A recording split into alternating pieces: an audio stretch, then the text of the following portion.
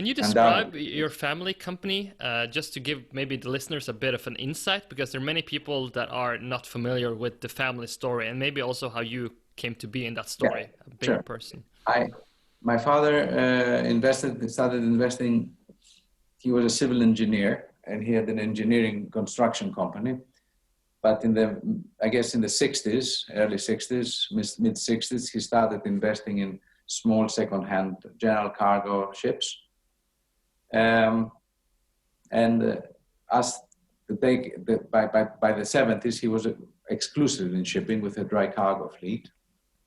And until 1984, my family was exclusive in dry cargo. And I for some reason, I always liked tankers a lot. And I started my own business back in 1983, 84 in tankers. And in fact, I was after a small local contract at the time. And because I had no knowledge of the tanker market and how to calculate costs in tankers, I asked a Norwegian friend, Axel Lorentzen at the time, to help me out, and I came to Oslo, and we sat down, and he helped me calculate the cost per ton of the cargo that was to be lifted for the small contract I was after, and I got that contract, and that's how I started my shipping career, with chartering small ships, 20,000-ton product carriers moving fuel. And that was my first entry into tankers. And after that, dry cargo, after the oil crisis of the late 70s, was in a terrible depression. As were tankers, in fact. And I guess there was a big company, Japanese company called Sanko.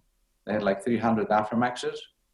They went bankrupt in 84, 85.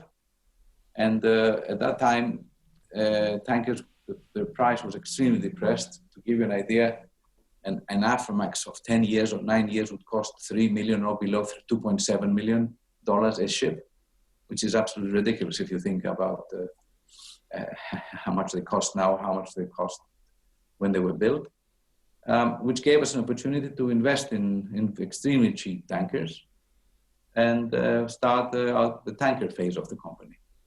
That's how it all started.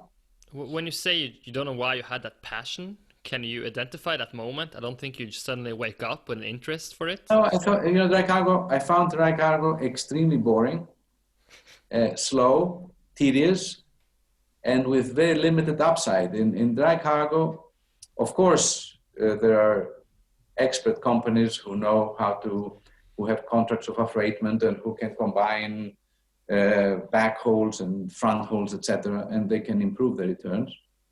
But in most cases, I found dry cargo very boring and slow. Whilst tankers, I was following tankers, and they were much more volatile. And if you got your timing right, and if you were good at what you were doing, you could have very significant results. And this is something outside, I guess, 2008, 2007, when, because of China, dry cargo went absolutely irrationally crazy. This has been the case always with tankers versus dry cargo. So I like the speed of tankers. I like the speed. In other words, you have very few cargoes, crude oil, fuel oil. Of course, they have some differences,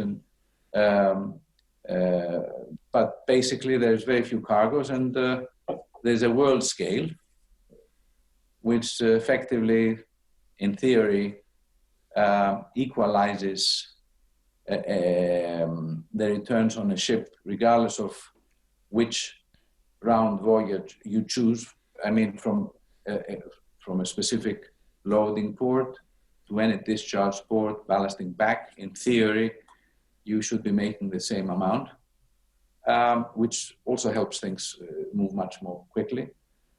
And also in tankers, there are many more opportunities to do clever things in tankers when you charter them. My best period in my business career was when I was actually actively chartering ships. This was the most fascinating part of my career. I yearn, I miss those days.